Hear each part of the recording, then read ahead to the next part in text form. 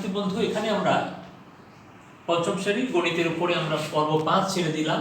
অধ্যায় 6 থেকে অ্যাকচুয়ালি ভগ্নাংশ অধ্যায় 6 আপনাদের।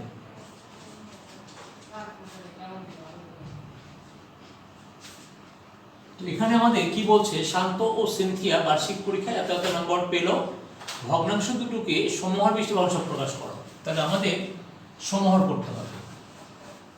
আমরা কি প্রদত্ত ভগ্নাংশ দ্বয়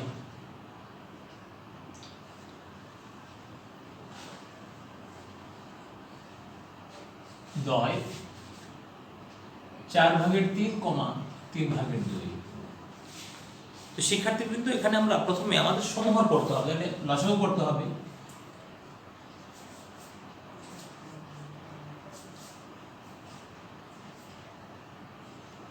হর 4,3 এর লসাগু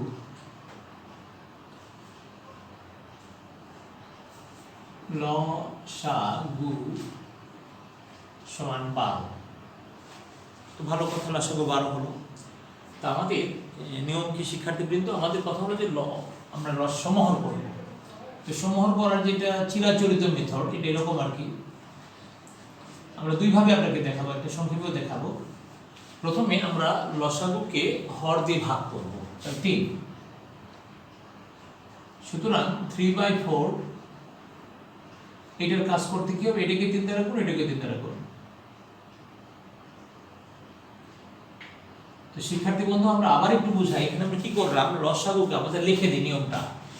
নিয়মটা আমরা লিখে দিচ্ছি। নিয়ম হচ্ছে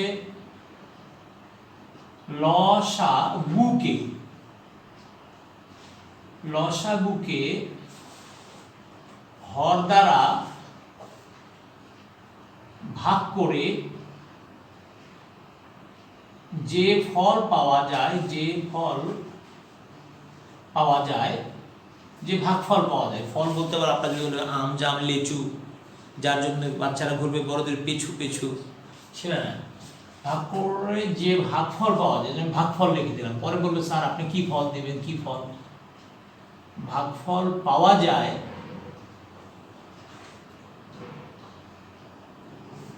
তা দ্বারা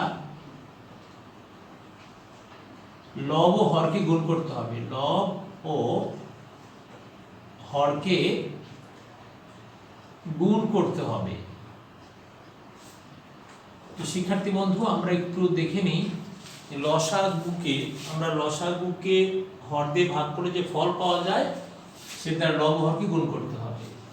এবার আবার লসাগুকে হর দিয়ে ভাগ করব, যে ফল পাওয়া যাবে সেটা কি করতে হবে? লব ও হরকে গুণ করতে হবে।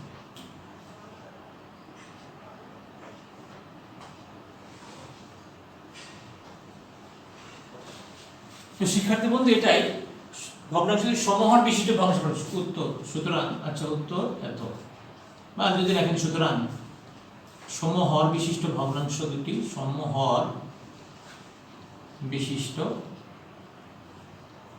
ভগ্নাংশ দুটি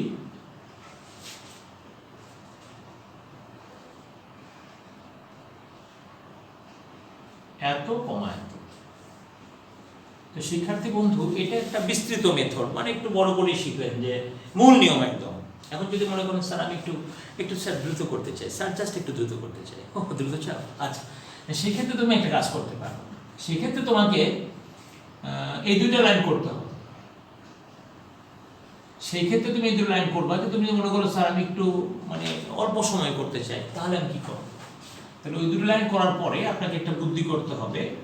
3/4 আর এখানে 2/3 লিখতে হবে। তো শিক্ষার্থী বন্ধু, আপনাকে একটা পরামর্শ আমি দিচ্ছি। এখানে আপনার লসাগু যেটা 12 আনতে হবে, এটা 12 আগে লিখে ফেলেন। 12 করার জন্য কি করতে হবে? 4কে অবশ্যই 3 দ্বারা গুণ। তো এখানে যদি 3 দ্বারা গুণ হয়, ওখানে 3 দ্বারাই গুণ হবে।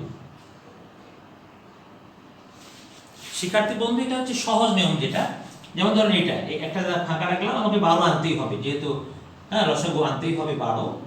তো শিক্ষার্থী বন্ধু, এখানে 12 আমি কিভাবে আনবো? ডেফিনেটলি 4 দ্বারা গুণ করে। সো 4 দ্বারা যদি নিচে গুণ করেন, 4 দ্বারা উপরে গুণ করতে হবে। লবে এবং হরে একই সংখ্যা দ্বারা গুণ করতে হয়। এটা আপনি একবারও করতে পারেন, এরকম ভাগ টাগ না করে এটাও করতে পারেন। এটা শর্ট মেথড, মানে ওই দুটো লাইন লাগবে, এই তিনটে লাইনের বদলে এটাও করা যেতে পারে, যেটা আপনার ভালো লাগে। অ্যাকচুয়ালি এই ভালো লাগা থেকেই কিন্তু ভালোবাসা, অবশ্যই গণিতের উপরে। এই ভালোবাসাটা অটুট থাকুক অবশ্যই গণিতের উপরে শিক্ষার্থীবৃন্দ। তো হয়ে গেল, আমরা এই পদ্ধতি ফলো করতে পারবো, ওই দুটো লাইন লেখার পরে এইভাবে করতে পারবো। যেন কি 12 আনতে হবে, হাউ 4কে 3 দ্বারা গুণ করে, তো 1টাকে 3 দ্বারা গুণ করে তো হয় না, লব 2টাকে গুণ করতে হয়, এটা কি তাই? শিক্ষার্থী বন্ধু, আমরা তাহলে বুঝিয়ে দিলাম, আমাদের ঝামেলা মিটে গেল। ওয়া ওয়া 9 পশে। এবার আমরা 9 ঘর দিকে যাব। তো শিক্ষার্থী বন্ধু, আমরা যে ভগ্নাংশ দুটো পেলাম সেটা তো আপনারা মনে হয় মনে রেখেছেন। একটা ছিল 9/12, আমরা উত্তরটা লিখে রাখি, কখনো কখনো লাগে এগুলো, বুঝছেন? 9/12, আর এখানে কি পেয়েছিলাম 8/12, মানে যাকে বলা হয় 12/9 আর 12/8। তো যাই হোক, এটা আমরা রেখে দিলাম। ভগ্নাংশ দুটির বিয়োগফল নির্ণয় করতে, শিক্ষার্থীবৃন্দ বিয়োগফল নির্ণয় করার সময় আপনি সমহর করে করতে পারেন, নরমালিও করতে পারেন। তো দেখা যাক আমরা কিভাবে করতে পারি, শিখাই আপনাকে, যেটা ভালো লাগে অ্যাকচুয়ালি। 9 খ নং প্রশ্ন, 9 খ,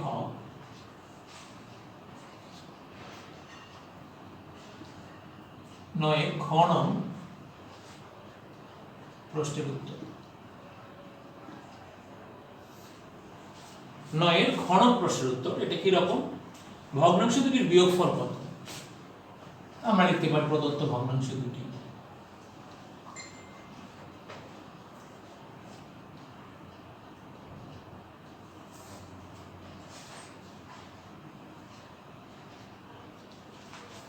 তো এর বিয়োগফল নির্ণয় করো।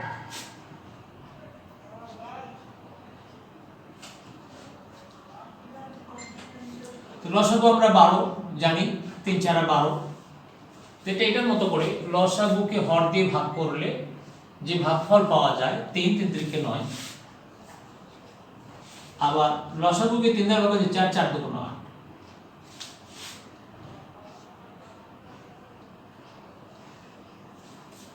নয়ের খ। সুতরাং ভগ্নাংশ দুটির বিয়োগফল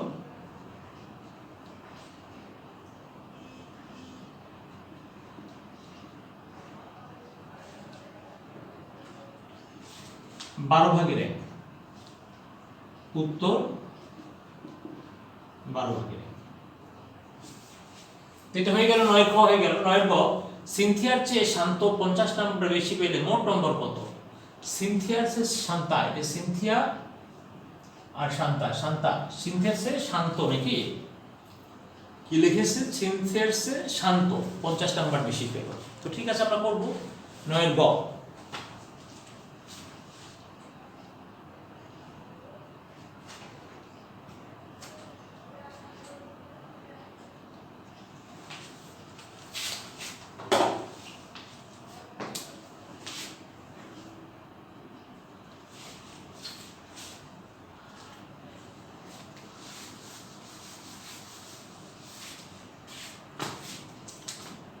সিনথিয়ার চেয়ে শান্ত বেশি পেল না, দেওয়া আছে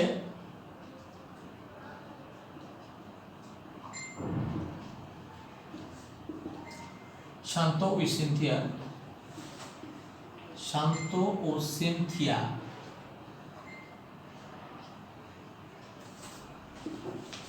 বার্ষিক পরীক্ষায়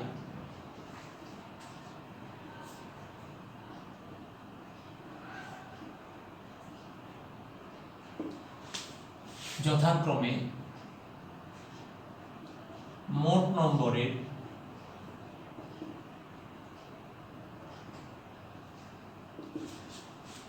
এত এত অংশ পেল।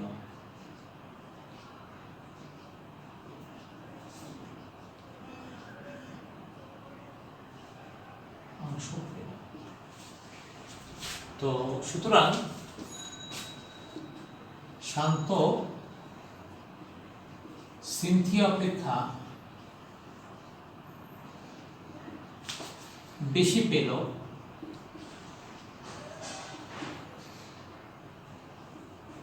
পেল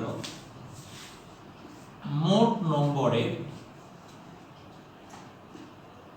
এত অংশ।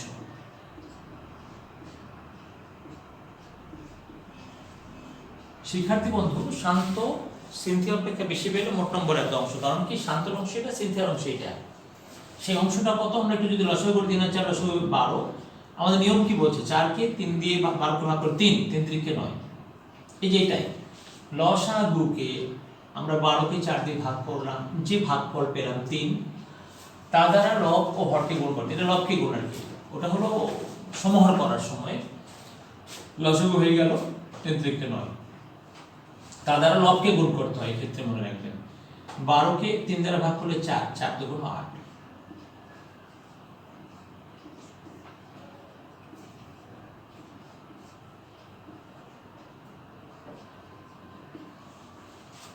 শান্ত সিনথিয়া অপেক্ষা বেশি পেলে মোট নম্বরের এত অংশ। শিক্ষার্থীবৃন্দ, এখানে বলেছে সিনথিয়ার চেয়ে শান্ত এত নম্বর বেশি পেল। প্রশ্ন মতে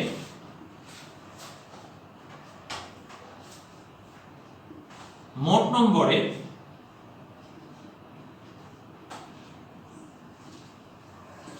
এত অংশ সমান, মোট নম্বরের এত অংশ সমান 50 নম্বর।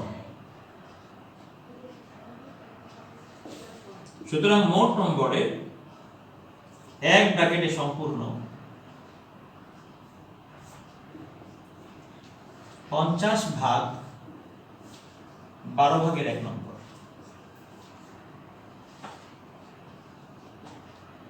পঞ্চাশ গুণন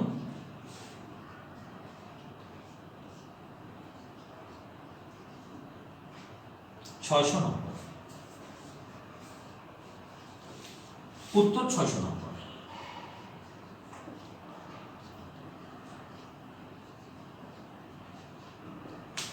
উত্তর 600 নম্বর। তো শিক্ষার্থী বন্ধু, আমরা এখানে মোট নম্বরের এত অংশ পেলাম 600 নম্বর। এর 9 গ বের হয়ে গেল। ঘ, কে কত নম্বর পেল। এখন আমরা বের করব কে কত নম্বর পেল। মোট নম্বরটা বের হয়ে গেছে, এই 600 নম্বর তো আমরা পেয়ে গেলাম, এখন কে কত পেল। তো শিক্ষার্থী বন্ধু, এখানে বলা আছে কে কত, তার মানে মোট নম্বরের এত অংশ যেটা শান্ত পেল, তার মানে মোট নম্বর তো পেয়েছি, এটা এখন কাজে লাগবে আমাদের।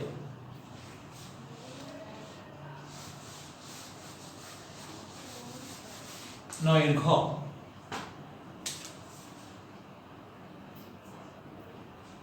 নং প্রশ্নের উত্তর।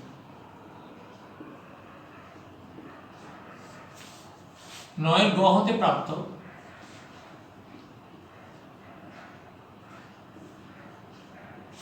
মোট নম্বর 600। মোট নম্বর 600। তো এখানে শান্ত পেয়েছে, সুতরাং শান্ত পেল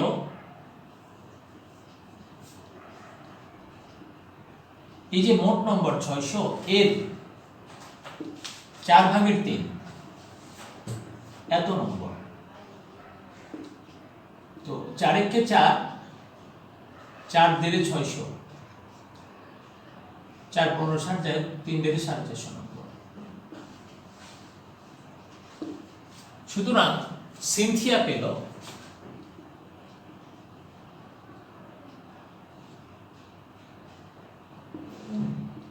পেল 600 এর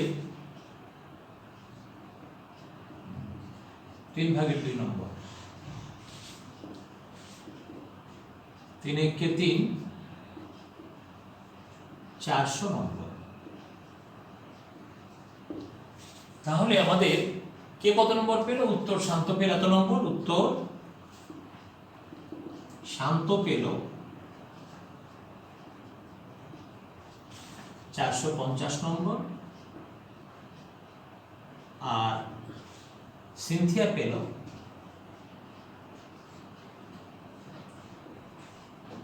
400 নম্বর।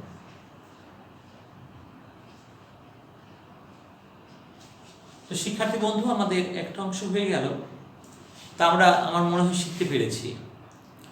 সো আপনারা একটু ট্রাই করবেন, সো পারবেন। এটা কঠিন কিছু না, সোজা, যদি যায় সেটা বোঝা।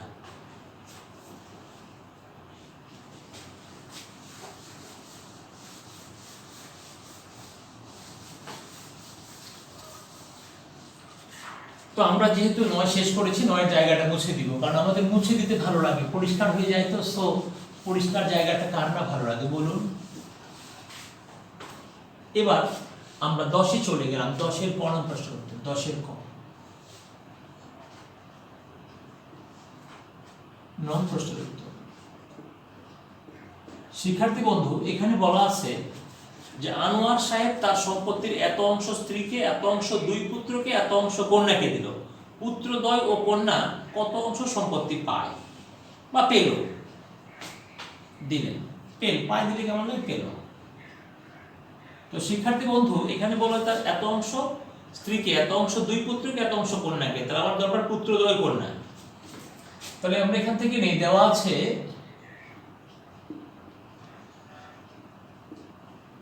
আনোয়ার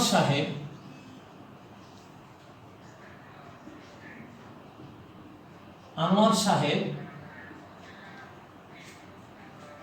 তার সম্পত্তির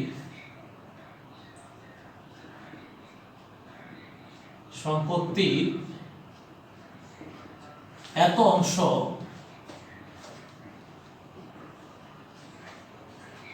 7/3 অংশ, অ্যাকচুয়ালি এত অংশ দুই পুত্রকে এবং 7/1 অংশ, এত অংশ কন্যাকে দিলেন।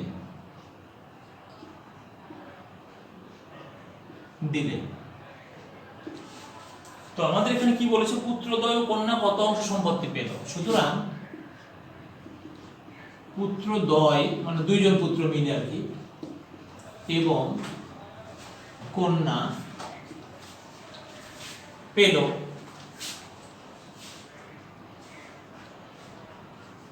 মোট সম্পত্তির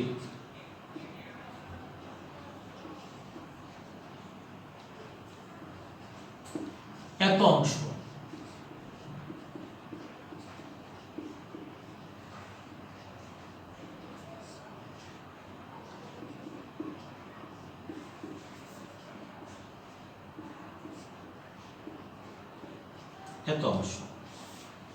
উত্তর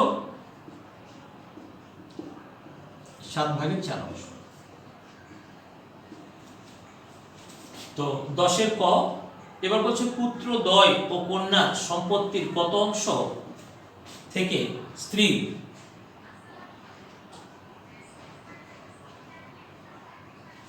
খ নাম্বার প্রশ্ন আমাদের একটু ঠিক করে নিতে হবে। পুত্র কন্যার সম্পত্তির অংশ থেকে স্ত্রীর সম্পত্তি কত অংশ কম হবে? স্ত্রীর সম্পত্তি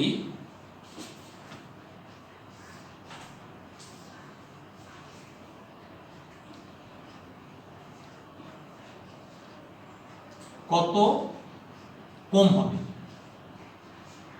শিক্ষার্থী বন্ধু, এখানে একটু অংশ বাদ পড়েছে আমাদের, পুত্রদ্বয় ও কন্যার সম্পত্তির অংশ থেকে স্ত্রীর সম্পত্তি কত কম হবে। তো আমাদের স্ত্রীর সম্পত্তি দেখতে পেলাম 7/3, আর এখানে যাব পুত্রদ্বয় কন্যার সম্পত্তি হলো এইটা, তাহলে এখান থেকে বাদ দিলেই হবে। তো শিক্ষার্থী বন্ধু, আমরা ক করেছি, তো এবার খ করব। খ তাহলে কি করব, খতে আমরা লিখব যে ক হতে প্রাপ্ত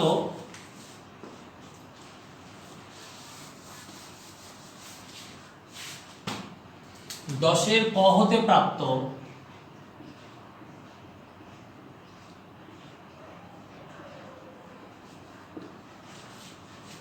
এইটা পুত্রদ্বয় ও কন্যা সম্পত্তি, পুত্রদ্বয় ও পুত্রদ্বয় মানে কিন্তু দুইজন পুত্র, পুত্রদ্বয় মানে দুটা পুত্র, পুত্রদ্বয় এবং কন্যা পেল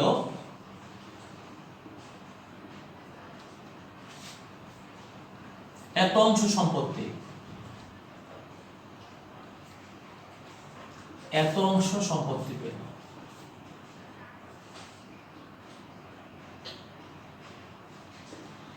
আর স্ত্রীকে দিলেন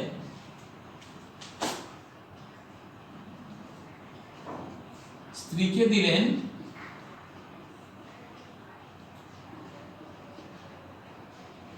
এত অংশ।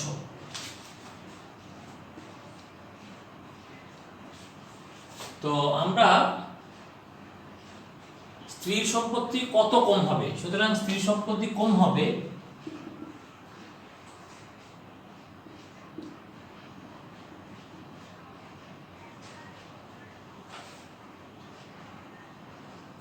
কতটুকু, এটা থেকে বাদ দিলেই পাওয়া যাবে।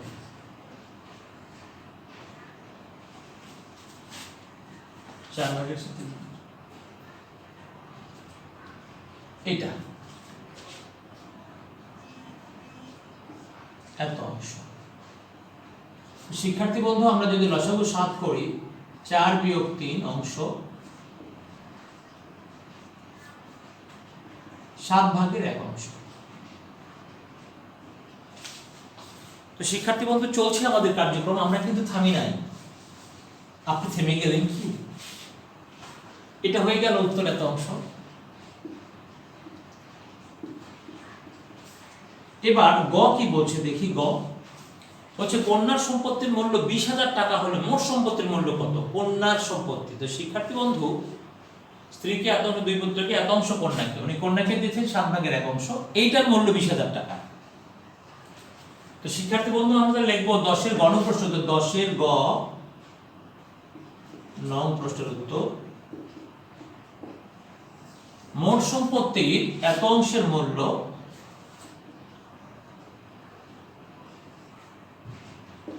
মোট সম্পত্তির 7 ভাগের 1 এত অংশের মূল্য 20,000 টাকা।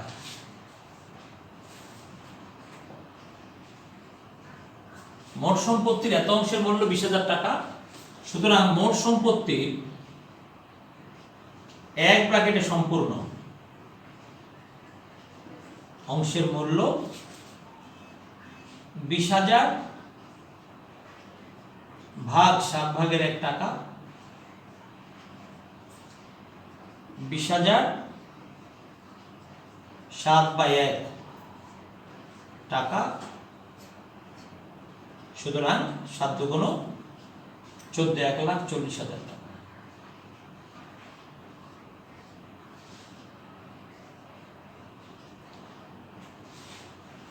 উত্তর মোট সম্পত্তির মূল্য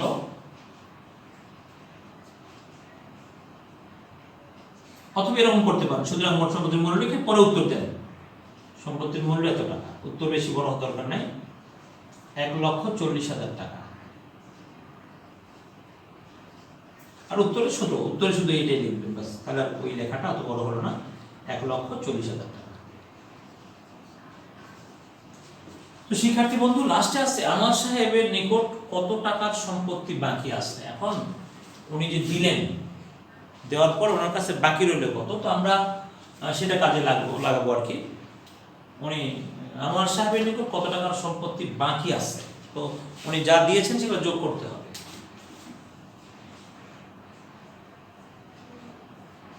10 এর গ আনোয়ার সাহেব তার সম্পত্তি, আনোয়ার সাহেব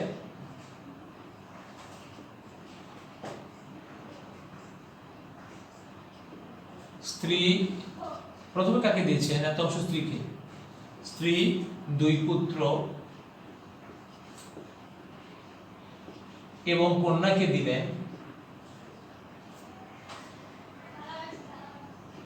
দিলেন মোট সম্পত্তির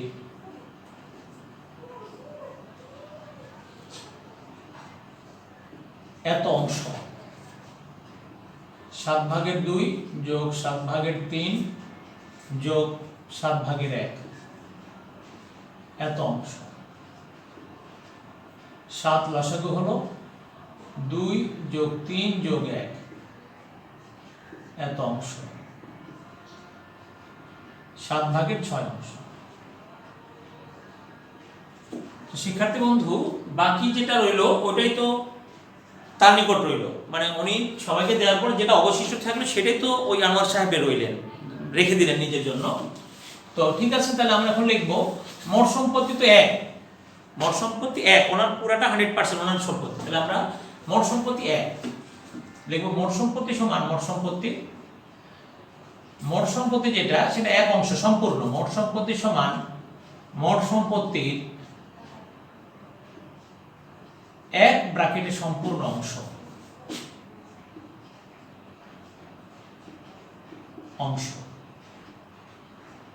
তো এখন আমাদের দেখতে হবে মোট সম্পত্তি এক অংশ, সম্পূর্ণ অংশ লিখে ফেললাম। সুতরাং অবশিষ্ট রইল বা বাকি রইল, সুতরাং অবশিষ্ট রইল মোট সম্পত্তি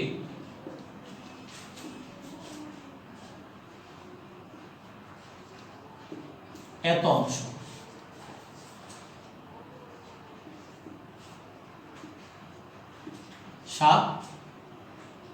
7 থেকে 7 বিয়োগ 6 এত অংশ সমান 7 ভাগের 1 অংশ। শিক্ষার্থী বন্ধু দেখলাম সবাইকে দিয়ে ভদ্রলোক অল্প সম্পত্তি তার জন্য রেখেছেন, মাত্র 7 ভাগের 1 ভাগ, ছেলে মেয়ে স্ত্রীকে দিয়ে দিচ্ছেন। যাক, তো বলছে যে তার কত টাকা, এখন এই সম্পত্তিটা উনি এমন ভাবতে পারেন যে তার এই সম্পত্তিটা বিক্রি করে উনি একদম আল্লাহ বিল্লাহর পথে নামিয়ে যাবেন। এখন ভাবছে আমার সম্পত্তিটা আমি বেচে দিব, দিয়ে যে টাকাটা হবে এই টাকা নিয়ে আমি আল্লাহর রাস্তায় নেমে যাব, একদম চিল্লা মানে ইসলামী কর্মকাণ্ডে উনি জড়িত হয়ে পড়বেন বা ধর্মীয় কর্মকাণ্ডে জড়িয়ে পড়বেন, আনোয়ার সাহেব জড়িয়ে পড়বেন। তো প্রশ্ন মতে তা আমরা এখানে ওই মোট সম্পত্তির মূল্য পেয়ে গেছি। তো শিক্ষার্থী বন্ধু আমাদের এই এত অংশের মূল্য কিন্তু আমরা দেখেছি যে 7,000 টাকা, 20,000 টাকা, এটা আমরা আগেই পেয়েছি। মোট সম্পত্তির এত অংশের মূল্য আমাদের প্রশ্নের মধ্যেই বলা ছিল যে মোট সম্পত্তির, যাই হোক আমরা দেখলাম যে কন্যা পেল, যে কন্যা পেয়েছে 7 ভাগের। শিক্ষার্থীবৃন্দ কন্যা পেয়েছে যেটা ওনার নিজের ভাগে রয়েছে এটা, তো কন্যার সম্পত্তির মূল্য 20,000 টাকা হলে ওনার সম্পত্তির মূল্য 20,000ই হবে। কারণ কি, কন্যা যে সম্পত্তিটা পেল 7 ভাগের 1 ভাগ, উনি নিজের জন্য রাখলেন 7 ভাগের 1 ভাগ, তাহলে কি হবে, ওনার টাকা আর কন্যার টাকা সমান। তাহলে আমরা এগুলো এইভাবে করতে পারি যে এত অংশ রইল যা ওনার কন্যা, আবার এখানে লিখে দিই তার কন্যাও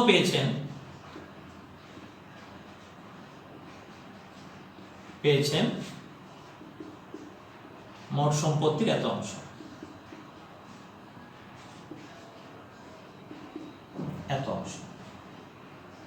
সুতরাং তার সম্পত্তির মূল্য ও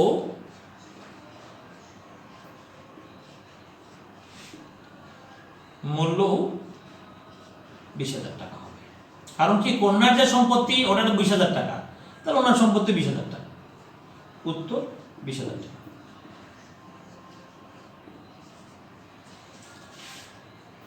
আর কেউ যদি আরেকভাবে করে যে এটা করার পরে লিখবেন যে মোট সম্পত্তির মূল্য 1,40,000, এত অংশ কত, তাও হবে। শিক্ষার্থী বন্ধু এটা একটা সিস্টেম হলো। কেউ যদি মনে করে স্যার এই সিস্টেমের বদলে এটা একটা আরেকটা এরকম, প্রশ্ন মতে মোট সম্পত্তির মানে এটার বদলে এটাকে, এটা অথবা এটা বা এটা, এটাও হতে পারে বা এটাও হতে পারে, প্রশ্ন মতে যেটা আপনার ভালো লাগে। মোট সম্পত্তি যে কোনো একটা করবেন, দুটো করে দিন না। 1 ব্র্যাকেটে সম্পূর্ণ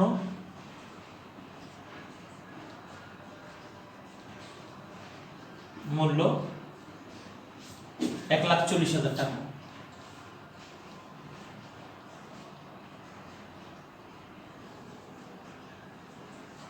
সুতরাং মোট সম্পত্তি 7 ভাগের 1 এত অংশের মূল্য